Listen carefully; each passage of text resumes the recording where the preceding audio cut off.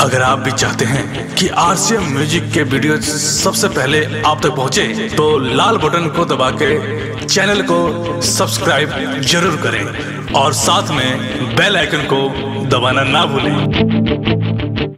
प्रेम से बोली बाबा बैजनाथ की जय।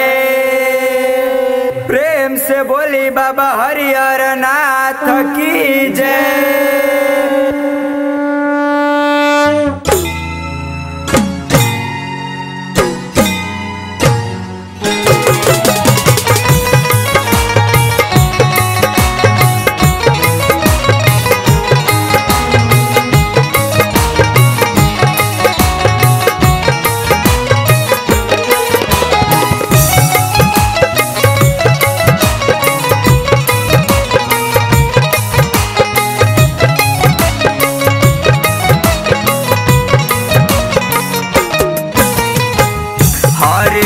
कलेश रे महेश बोले दानी जे, हरली कलेश रे महेश बोले दानी जे।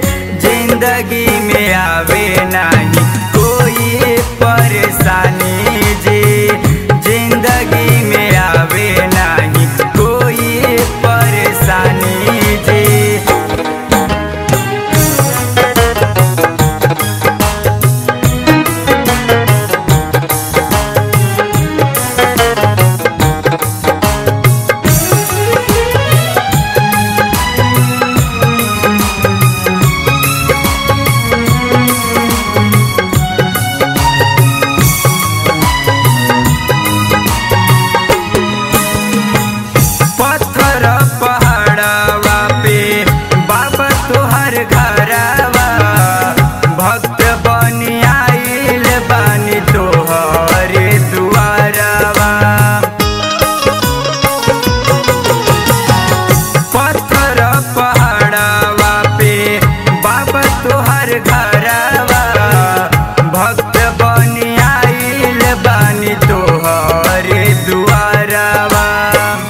कहीं का विशेष दिनेश